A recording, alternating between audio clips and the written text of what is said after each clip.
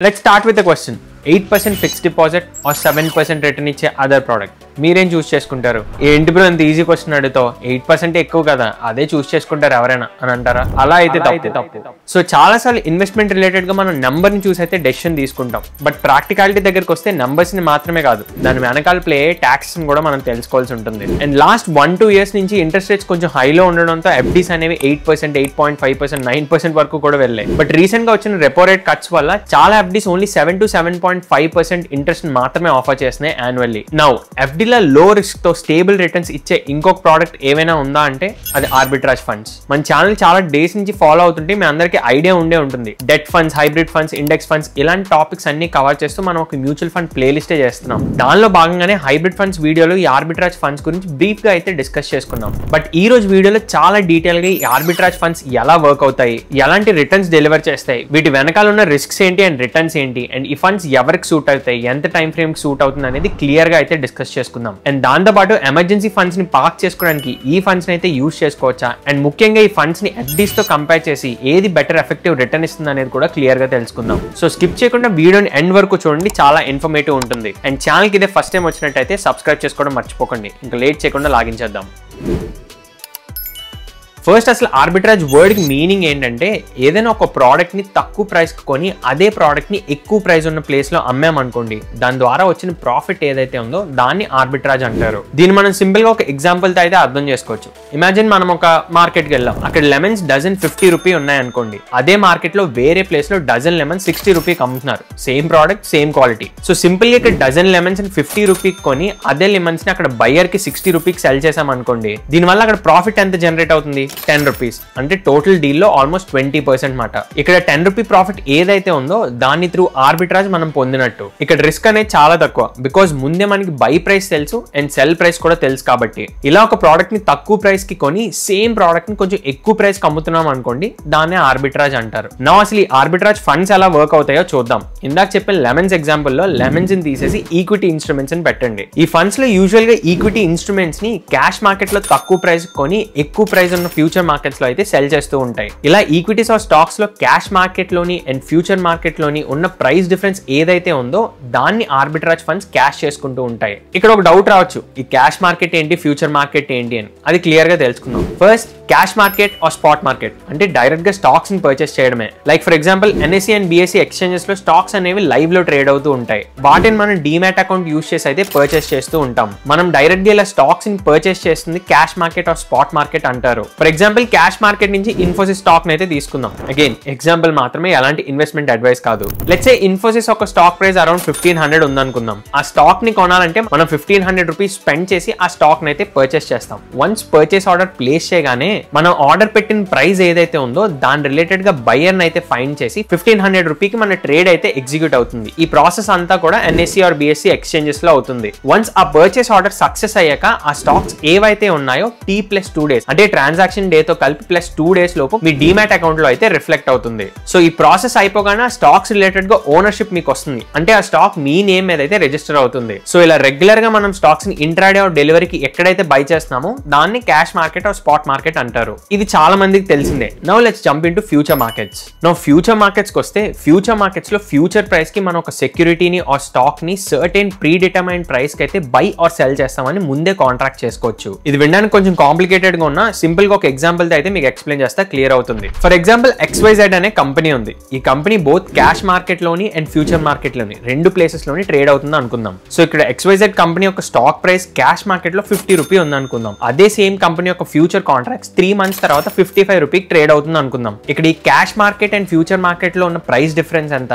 5 rupee. So ఇక్కడ మనం cash market లో 50 రూపీకి ఆ స్టాక్ ని కొని at the same time future market లో 3 months తర్వాత 55 రూపీకి సెల్ చేస్తామని కాంట్రాక్ట్ తీసుకున్నాం అనుకోండి. 3 months తర్వాత ఆ కాంట్రాక్ట్ ఒక ఎక్స్పైరీ డేట్ వచ్చినప్పుడు ఆ 5 రూపీ అనేది మీకు ప్రాఫిట్ లో వస్తుంది. సో ఈ ఫ్యూచర్ మార్కెట్స్ లో ఫ్యూచర్ లో ఎంత ప్రైస్ కి మనం స్టాక్స్ ని కొంటామని గానీ లేదా సెల్ చేస్తామని గానీ ముందే కాంట్రాక్ట్ చేసుకుంటాం. ఇక్కడ ఈ 3 months లో మనం ఓన్లీ కాంట్రాక్ట్ మాత్రమే తీసుకుంటున్నాం, అంతేగాని స్టాక్స్ మనం తీసుకోవట్లే. అందుకే ఈ ఫ్యూచర్ మార్కెట్ లో మనకి ఎలాంటి ఓనర్షిప్ అనేది ఉండదు, ఓన్లీ ఒక కాంట్రాక్ట్ మాత్రమే ఉంటుంది. వన్స్ ఎక్స్పైరీ డేట్ అయిపోతే ఆ ఫ్యూచర్ కాంట్రాక్ట్ కూడా అయిపోతుంది. లెట్స్ సే ఈ 3 months తర్వాత XYZ కంపెనీ యొక్క స్టాక్ బాగా ర్యాలీ అయ్యి 60-65 రూపీకి వెళ్ళినా లేదా క్రాష్ అయ్యి 40-45 రూపీకి వచ్చినా కూడా ఈ డీల్ లో ఎలాంటి చేంజ్ అనేది ఉండదు. 3 months తర్వాత 55 రూపీకి మనం సెల్ చేయాల్సిందే. సో ఈ ఎగ్జాంపుల్ లో both by price and cell price రెండు ముందే ఫిక్స్డ్ గా ఉంటాయి. సో మార్కెట్ ఎలా ఉన్నా మీ డీల్ లో మాత్రం ఎలాంటి చేంజ్ ఉండదు. ఇలా ఫ్యూచర్ లోని ఒక ప్రీ డిటర్మైన్డ్ ప్రైస్ కి మనం పర్చేస్ ఆర్ సెల్ చేసుకునేలా ఈ ఫ్యూచర్ మార్కెట్స్ అయితే మనకు ఆపర్చునిటీ ఇస్తూ ఉంటాయి. బట్ గుర్తుంచుకోండి, ఈ ఫ్యూచర్స్ ఆప్షన్స్ ఇవన్నీ హెడ్జింగ్ పర్పస్ యూస్ చేస్తారు కానీ ట్రేడింగ్ పర్పస్ కాదు. అనవసరంగా డైరెక్ట్ F&O ట్రేడింగ్ లో దిగి డబ్బులు అయితే నష్టపోకండి. ఇలా ఫ్యూచర్ మార్కెట్స్ అయితే పనిచేస్తాయి. నో ఆర్బిట్రాజ్ ఫండ్స్ ఏం చేస్తాయంటే ఇలా క్యాష్ మార్కెట్ లోని అండ్ ఫ్యూచర్ మార్కెట్స్ లోని ఉన్న సేమ్ ఈక్విటీస్ ఆర్ ఇన్స్ట్రుమెంట్స్ ఒక ప్రైస్ డిఫరెన్స్ చూసి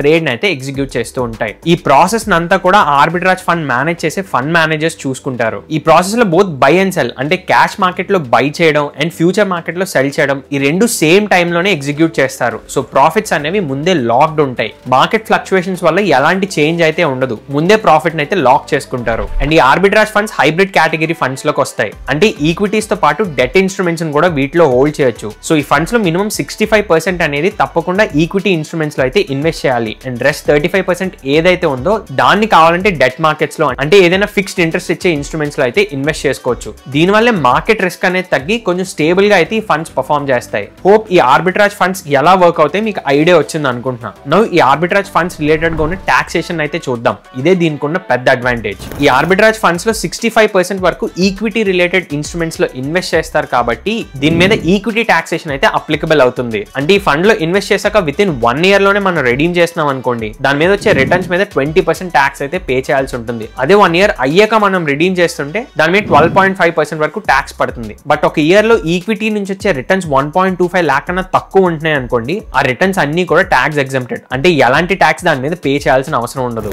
ఇక్కడే మనం ఈ ఫండ్స్ ని FDs తో అయితే కంపేర్ చేసి క్లియర్ పిక్చర్ తెలుసుకుందాం. FDs లో టాక్సేషన్ ఎలా ఉంటుందంటే ఈ FD నుంచి వచ్చే ఇంట్రెస్ట్ ఆర్ రిటర్న్స్ ఏవైతే ఉన్నాయో ఇవన్నీ కూడా ఫుల్లీ ట్యాక్సిబుల్. ఈ రిటర్న్స్ అన్ని కూడా అదర్ ఇన్కమ్స్ కేటగిరీలో మన ఇన్కమ్ కే యాడ్ అవుతాయి. సో దాని వల్ల ఏమవుతుందంటే ఇన్ కేస్ మీరు 20% 30% ట్యాక్స్ స్లాబ్ లో ఉన్నట్టయితే ఈ ఇంట్రెస్ట్ వల్ల వచ్చిన మనీ మీద కూడా 20% 30% ట్యాక్స్ అనేది అప్లికబుల్ అవుతుంది. ఒక ఎగ్జాంపుల్ తీసుకొని ఈ FD అండ్ ఆర్బిట్రాజ్ ఫండ్స్ మధ్య డిఫరెన్స్ అయితే చూద్దాం. ఇమాజిన్ ఒక 1 year back 5 lakh rupee FD లోని and 5 lakh rupee arbitrage funds లోని ఇన్వెస్ట్ చేసాం అనుకుందాం. ఈ FD యొక్క ఇంట్రెస్ట్ రేట్ ని ఫిక్స్డ్ గా 8% తీసుకుందాం. అయినా ఇప్పుడు చాలా FDs 8% ఇవ్వట్లేదు. Only 3 years or 5 years time frame ఉంచినట్టయితే కొన్ని స్మాల్ ఫైనాన్స్ బ్యాంక్స్ అయితే ఆ రేట్ ఆఫర్ చేస్తున్నాయి. ఆర్బిట్రాజ్ ఫండ్స్ లో లాస్ట్ ఫ్యూ ఇయర్స్ గా జనరేట్ అవుతుంది 7% యావరేజ్ కాబట్టి ఆ రేట్ నే తీసుకుందాం. ఇక్కడ FD ని 8% గా కన్సిడర్ చేస్తున్నాం కాబట్టి ఆర్బిట్రాజ్ ఫండ్స్ లో ఒక 7% తీసుకుందాం. ఈ నెంబర్ ఫిక్స్డ్ గా గ్యారంటీగా వచ్చేది కాదు, but still last few years గా 7% రిటర్న్ అయితే వర్కౌట్ అవుతూ వస్తున్నాయి ఈ ఆర్బిట్రాజ్ ఫండ్స్ లో. ఫస్ట్ ఫిక్స్డ్ డిపాజిట్ లో వేసిన మనీ 1 year తర్వాత 5,41,216 రూపీస్ అవుతుంది. ఇక్కడ గ్రాస్ గెయిన్ ఎంత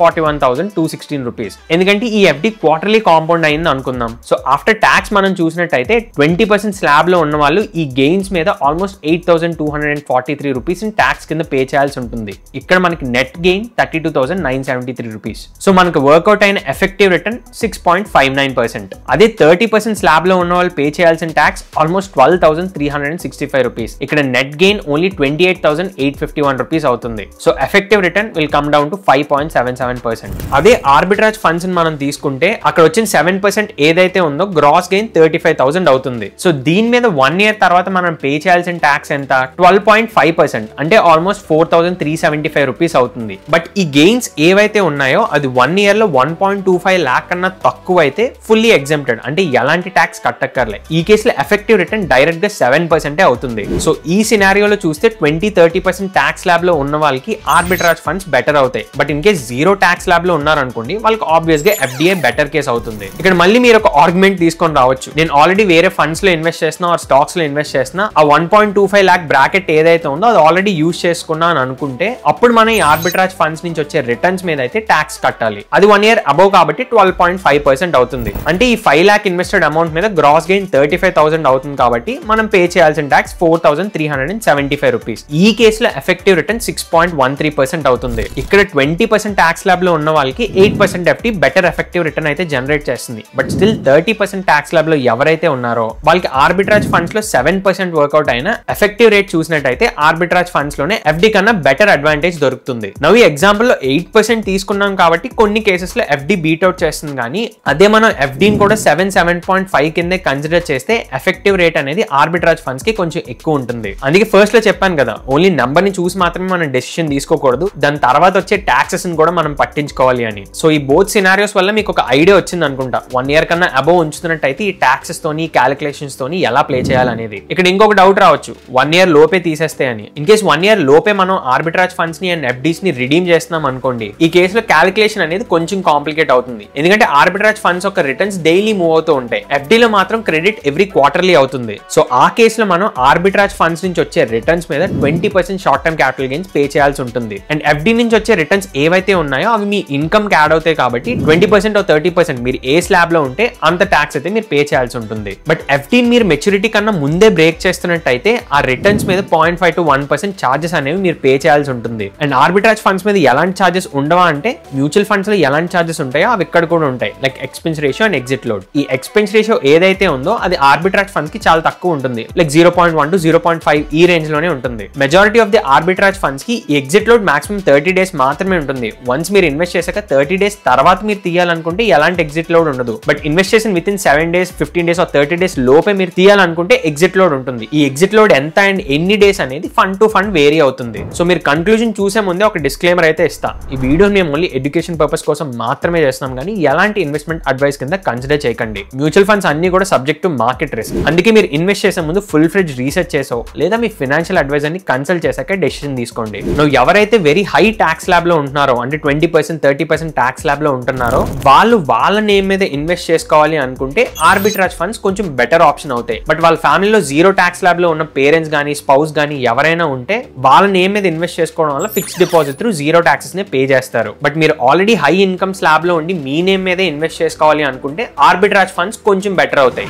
ఈ ఓవరాల్ కంపారిజన్ మీద బెటర్ క్లారిటీ రావడానికి అసలు ఎఫ్డీస్ అండ్ ఆర్బిట్రాజ్ ఫండ్స్ కున్న ప్రోస్ అండ్ కాన్స్ ఏంటో చూద్దాం. ఫస్ట్ అడ్వాంటేజెస్ చూసినట్టయితే ఆర్బిట్రాజ్ ఫండ్స్ లో హై లిక్విడిటీ ఉంటుంది. సో మీరు ఎప్పుడు కావాలన్నా విత్డ్రా చేసుకోవచ్చు. అండ్ రిస్క్ కూడా మార్కెట్ వాలటాలిటీతో కంపేర్ చేస్తే very low. And taxation wise గా చూస్తే ఎవరైతే హై ఇన్కమ్ స్లాబ్ లో ఉంటారో వాళ్ళకి బెటర్ టాక్సేషన్ అనేది ఆర్బిట్రాజ్ ఫండ్స్ ఆఫర్ చేస్తాయి. అండ్ ఈ ఆర్బిట్రాజ్ ఫండ్స్ ని ఎమర్జెన్సీ ఫండ్స్ లో కూడా యూస్ చేసుకోవచ్చు. అది ఎలాగో ఫర్దర్ గా వీడియోలో డిస్కస్ చేద్దాం. అండ్ ఫిక్స్డ్ డిపాజిట్స్ ఒక అడ్వాంటేజెస్ చూసినట్టయితే రిటర్న్స్ అనేవి ఫిక్స్డ్ ఉంటాయి. సో మీకు బ్యాంక్ ఆఫర్ చేసే రిటర్న్స్ ఏవైతే ఉంటాయో అవి గ్యారంటీడ్ రిటర్న్స్. అండ్ ఈ ఎఫ్డీని అర్థం చేసుకోవడం కూడా చాలా ఈజీ. ముసలి వాళ్ళ నుంచి యంగ్ పీపుల్ వరకు అందరికీ ఇది ఈజీగా అర్థమవుతుంది. అండ్ ఫిక్స్డ్ డిపాజిట్ లో ఇన్వెస్ట్ చేసే మనీ ఏదైతే ఉంటుందో దాంట్లో అప్ టు 5 lakh వరకు డిఐసిజిసి గ్యారంటీ అయితే ఉంటుంది. ఇది ఆర్బీఐ యొక్క సబ్సిడరీ. అంటే మీరు ఎఫ్డీ చేసిన బ్యాంక్ ఏదైతే ఉందో ఏమైనా బ్యాడ్ సిచ్యువేషన్స్ వల్ల ఆ బ్యాంక్ క్లోజ్ అయింది అనుకోండి, ఆ కేసులో కూడా మీకు 5 lakh వరకు అయితే గ్యారంటీ ఉంటుంది. నౌ డిసడ్వాంటేజెస్ చూద్దాం. డిసడ్వాంటేజెస్ చూసినట్టయితే ఆర్బిట్రాజ్ ఫండ్స్ లో రిటర్న్స్ అనేవి గ్యారంటీ కాదు.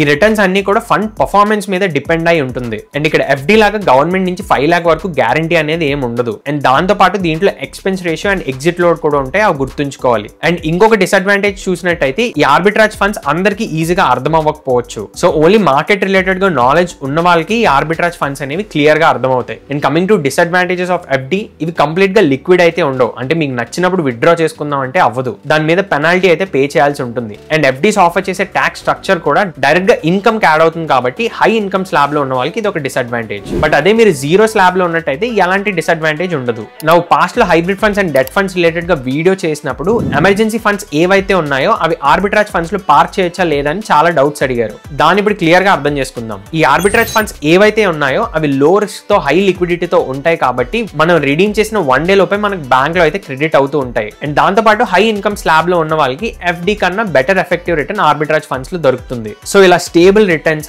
High liquidity and better taxation తో వస్తున్నాయి కాబట్టి లాస్ట్ ఫ్యూ ఇయర్స్ గా ఈ ఆర్బిట్రాజ్ ఫండ్స్ లో ఇన్ఫ్లోస్ అయితే చాలా ఎక్కువగా పెరిగాయి. కరెంట్లీ మ్యూచువల్ ఫండ్ ఇండస్ట్రీలో ఈ ఆర్బిట్రాజ్ ఫండ్స్ యొక్క టోటల్ AUM 3.27 lakh crores అయితే ఉంది. అండ్ మార్కెట్ లో నియర్ టు 34 ఆర్బిట్రాజ్ ఫండ్స్ అయితే అవైలబుల్ గా ఉన్నాయి ఇన్వెస్ట్ చేయడానికి. సో హై లిక్విడిటీ ఉంటుంది కాబట్టి ఎమర్జెన్సీ ఫండ్స్ కోసం ఈ ఫండ్స్ అయితే తప్పకుండా ఎక్స్ప్లోర్ చేయొచ్చు. బట్ ఓన్లీ థింగ్ మీరు గుర్తుంచుకోవాల్సింది ఈ రిటర్న్స్ ఏవైతే ఉన్నాయో అవి లాస్ట్ ఫ్యూ ఇయర్స్ గా వర్క్అవుట్ అవుతూ వస్తున్న రిటర్న్స్. కంపల్సరీగా ఫ్యూచర్ లో కూడా ఇవే రిటర్న్స్ వస్తాయని గ్యారంటీ అయితే లేదు. అది మీరు గుర్తుంచుకోవాలి. సో ఇది ఓవరాల్ గా ఈ ఆర్బిట్రాజ్ ఫండ్స్ రిలేటెడ్ గా ఇన్ఫర్మేషన్ అయితే. అసలు FD better, arbitrage funds better అనేది మీరే చెప్పండి కింద కామెంట్ సెక్షన్ లో. హోప్ ఈ వీడియో మీకు యూస్ఫుల్ అయింది అనుకుంటున్నా. ఇన్ కేస్ యూస్ఫుల్ అయినట్టయితే కింద కామెంట్ సెక్షన్ లో వాల్యుబుల్ అని కామెంట్ అయితే డ్రాప్ చేయండి. అండ్ దాంతో పాటు ఇంకేమైనా క్వైరీస్ ఉన్నా కూడా డ్రాప్ చేయండి, ఆన్సర్ చేయడానికి అయితే ట్రై చేస్తాం. అండ్ సబ్స్క్రైబ్ చేసుకోవడం అస్సలు మర్చిపోద్దు. ఇంకొక వీడియోతో మళ్ళీ కలుద్దాం. By by.